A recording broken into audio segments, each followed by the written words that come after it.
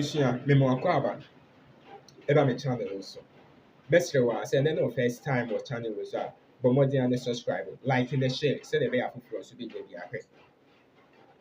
so the kind ben our chica crane na Kenya Mabu sorry a demonstration tia abina or tiso or mabine or tiso President Ruto say or the taxes in Kum or mine dodo Caribbean taxes nti or mine babuno and our youth no or free sorry said that because some demonstrate etia or my pay the and or more yeah so or more demonstration though a month free remove FM hwere wɔ mo nkwa deɛ but ɔmanpanyin no etie yɛ ɛma sisi a tax na ɔde baeɛ no wɔyɛ afiri hɔ na wei na Kenya professor bi a yɛfrɛ no Professor PLO Lumumba ndi sɛ wonim tin no Lumumba waba Ghana ha mpo da ɔbaeɛ ɔbɛkɔndɛn mo president Akufo-Addo no ba wɔwia about national cathedral ne sɛnsɛm bebree na owie na ɔbɔ yɛ manpanyin dada nyame no kra si Professor John Evans Fifi Atamos ɔbɔ n'aba so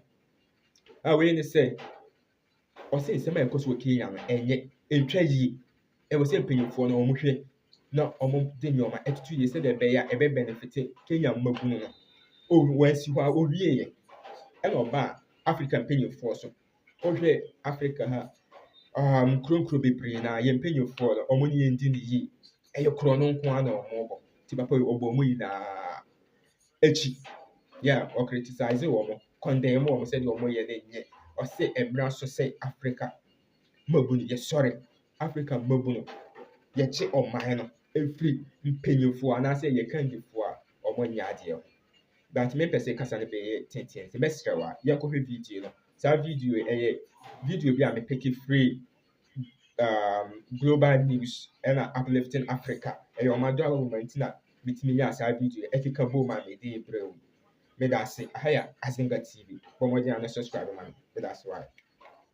submitting to us that time has come, that we must remember that this country will only realize their potential the day that good men and women have the opportunity to serve. God save Kenya. These are the individuals who will save Kenya. These are the individuals, the pharaohs who have acquired the garbs of Moses, cheating us that they are Moses and they are pharaohs in disguise. God save Kenya. A country which, if God were to judge us correctly, ought not to exist. Please subscribe, comment, and share for more content. Received the treatment of Sodom and Gomorrah, but the only beauty in Kenya is that God has found 50 people. That is the only reason why God still preserve this country. But his patience is running out. Our cup of iniquity is getting filled by the day, and we do not know it. How is it getting filled by the day? On a daily basis, we are becoming a country where greed is celebrated. We give men and women opportunity to serve, and they steal from us. We give men and women the opportunity to preside over our health services.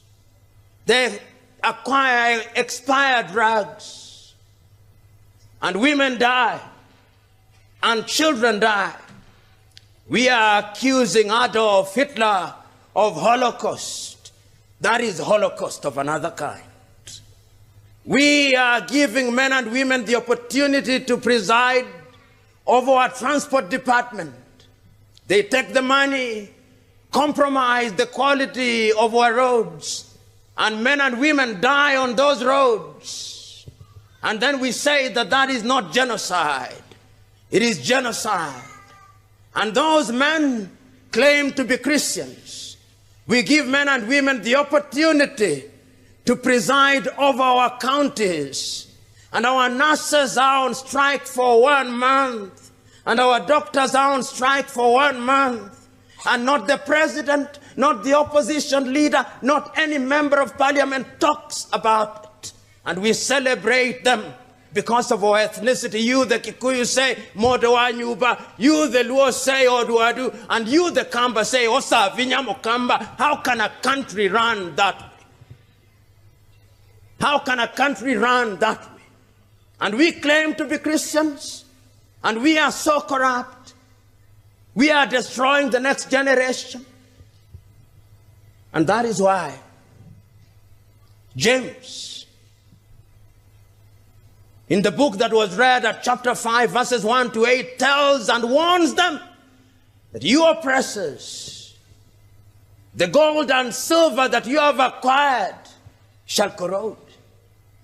All these things that you have acquired that make you feel important, it is nothing. The great Alexander the Great, who had conquered half the known world before the birth of Christ, at his deathbed, instructed the doctors to prepare a coffin with his hands outstretched, that it may be known to the world that you came with nothing and you go with nothing. And he asked that the pallbearers be his doctors to tell the world that when death cometh, even the doctors cannot stop it. Yet in our vanity, we believe that when we acquire things, then we are immunizing ourselves from something. The last time I checked, greed is like drinking salty water. The more you drink, the more you want, but your thirst will never be sated.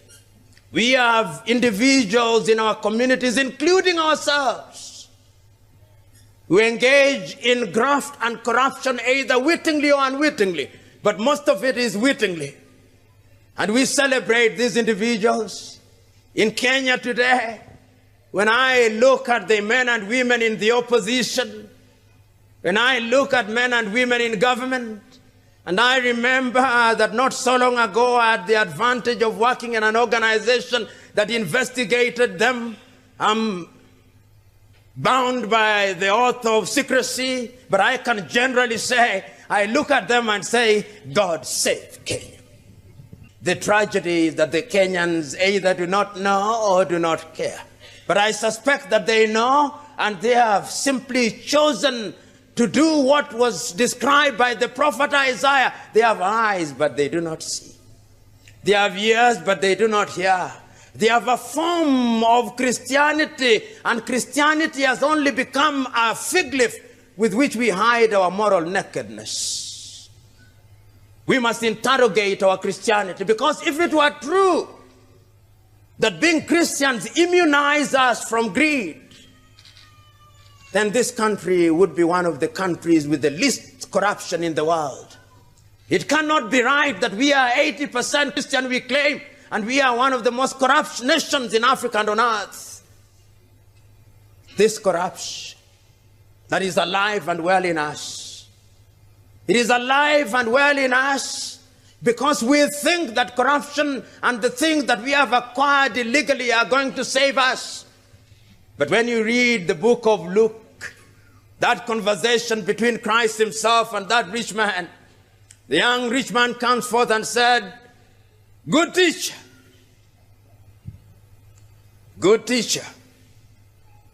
what do I do to go to heaven? Follow the commandment, Christ says in his divine soft voice.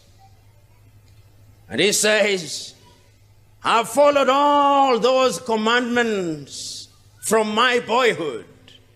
But then Christ said, but there is one that you have not done. Go out and sell your things. Once you have sold them, distribute them to the poor. Then you shall, having unburdened yourself, go to heaven. And the young man goes out, possibly shaking his head and saying, now I cannot go beyond that point. And Christ possibly pointing at him and telling his disciples, I tell you, how difficult shall it be for a rich man to go into the kingdom of God? It would be easier for a camel to pass through the eye of the camel, of the needle, than for a rich man to get into heaven. Christ is not condemning wealth. Christ is simply condemning the worship of wealth. Because the same Bible says that you should have enough for your children's children up to the 4th generation, but by the sweat of your brow, by the sweat of your brow, not by taking things that belong to others. What we are condemning and what Christ is condemning is that we should not use our position to acquire things that don't belong to us. And I'm submitting to us that one of the reasons why Africa and Kenya will never realize their potential is that our appetite for that which is evil has been sharpened. Waswahili wanasema kinolewacho hupata. Our appetites are so sharpened that our conscience is seared. This is Azinga conscience TV. Is numb. We can no longer tell the difference between good and evil. And because we cannot tell the difference between good and evil, we engage in good and evil on a daily basis. And that is why Isaiah says, "Woe unto you who call light day and day light." And corruption is to be found in very many places. Corruption is not only to be found in the political arena. Corruption is found even in churches today. You know, a friend of mine with whom we don't agree on many things, but we agreed on this one, once told me, the church has become so mechanical, so structured in form, that there is no space for Christ and God. And that I thought was very deep. We have structured our worship services in such a way that God is only mentioned occasionally, that God is only worshipped occasionally. And I normally sometimes ask myself, how was Christ worshiping? Christ was an itinerant preacher who engaged in dialogue on a daily basis. Christ would come and find a few people and engage them in a discourse on matters of the heaven. When he talks about the parables of the unleavened bread, when he talks about the parable of the sower, when he talks about the parables of the wheat and the tares, Christ is an itinerant preacher. He did not have a title. Today we are hankering after titles. There is no shortage of apostles and bishops in this part of the world. Woe unto them on the day of judgment, they'll be told, "We know you not." So the question is, we who are seated here, we who are Kenyans, we who know what is good and right, are we the salt of the earth or we are the light of the earth? This is the question that we must ask.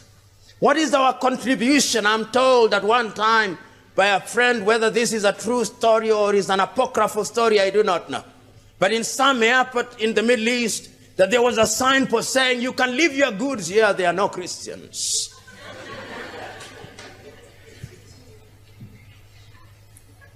There is a sense in which that statement is made tongue-in-cheek, but it has a hidden meaning. I'm sure that even in this church, when you are making an altar call, the pastor finds it fitting to say, as you come for the altar call, you ladies, take care of your bags. Because even within our ranks, Satan is alive and well. Within our ranks, Satan is alive and well. Every corner we turn, Satan is alive and well. Remember that temptation is always there. Even Christ himself was tempted. So that what Christ is telling us to do, he also went through. He had the agony. I keep on saying, before Golgotha, there was the agony at Gethsemane. There is no Golgotha without Gethsemane. And there is no resurrection without Gethsemane and Golgotha. So there is no triumph without temptation. It is your ability to resist temptation that defines who you are in these matters of corruption. And I know many thieves in this country. There is no shortage of thieves in Kenya. There is no shortage of thieves in parliament. They are there, and they are also good men there, but few. On national television, a member of parliament from a place called Sirisia. I do not know his name, that member of parliament. But he was asked about corruption, and he said on national television that we normally receive bribes between 10,000, 100,000, and 50,000. All of us, he said on national television. And he was asked a direct question, do you yourself receive bribes? He says, I do. And even right now, he said, there is a matter in which I'm involved, in which fellow members of parliament have asked for 56 million. And he asked the interviewer, who can refuse money except God? I'm telling him that we can refuse money, and we have. There are good men in this country. I subsequently sent an SMS to the ESCC telling, arrest this individual. I'm still waiting for the answer. Because I believe such a one as that ought not to occupy the position of leadership, but I fear that such a one as that will be re-elected again. And when you elect such men and women to come to parliament, we can pray and fast all we want. But the last time I checked, if you elect Lucifer and his angels, there is only one thing that is going to happen, something satanic. And I'm submitting to us that indeed, as we are looking at the country today, and you watch these individuals in the 47 odd counties, these men and women, the bulk of them, are making promises to us. They are telling us they'll build bridges where there are no rivers. They'll build bridges. They are now telling us that they shall cause manna to fall from heaven. They are telling us that they shall make ice out of water and water out of ice. And they shall make fire out of ice, they are telling us. They are telling us that upon their election our lives will change dramatically in the same way that Paul of Tarsus became Paul. They are telling us that Kenya will become El Dorado, the land of gold, on the day of their election. They are telling us that their manifestos contain the secrets of alchemy that will allow us to convert bronze into gold. They are telling us that the skyscrapers of America in New York will be transplanted and be planted in Kitui. They are telling us, they are telling us that all the beautiful things that are happening in Europe will, in the twinkling of an eye, invade our country and will never go back again. They are telling us, and unfortunately we believe them. We believe that they are latter-day alchemists. We believe that they are latter-day Simon the sorcerers. We believe that they are going to part the Red Sea of our lives. We believe that they shall erect pillars of fire to separate us from latter-day pharaohs. We believe that they shall knock stones and water shall come out of them. Who betide us? Those things will not happen. Because the last time I checked, an elephant only begets an elephant. How can it therefore be that a rabbit tells me that he'll beget an elephant? How can it be that hyenas are now telling me that they shall give forth lions? It cannot happen. It will not happen. And we believe it. We are co-authors of our own misfortune. And that is why I look forward to the day when we shall have in leadership men and women who love this country. I remember an old man with whom I had the privilege of working for a short time, former president of Tanzania, Julius Kambarage Nyerere. On the day that he left office, after 24 years in office, it is reported he had only 8,000 equivalent of United States dollars in his account. That is just about the amount that our MCA uses over a weekend. Mwalimu Nyerere, after 24 years, that is all he had. With a single house in Dar es Salaam and another one in Butiama, our MCAs and our governors within 4 years have 80 and 40 houses. And if you look at them, they have expanded so exponentially that even suits can no longer fit some of them. If you look at them, they are even running away. Has it ever occurred to you that our leaders are running away from something? They are running away from themselves. When they go to the barber shop, the first thing they ask for, our men, Dye my hair that it may Please not be subscribe to white. Azinga TV. If God divinely said that when you grow old, your hair turns gray, why are you running away from your age? And when you have men and women who are running away from themselves, from their appearance, how truthful can they be to us? They are little things, but they have something to tell us. I'm submitting to us that time has come, that we must remember that this country will only realize their potential the day that good men and women have the opportunity to serve. Thank you so much for watching. Kindly don't forget to like, comment, share, and subscribe. Stay safe till we meet in the next one. I love you, and it's bye for now.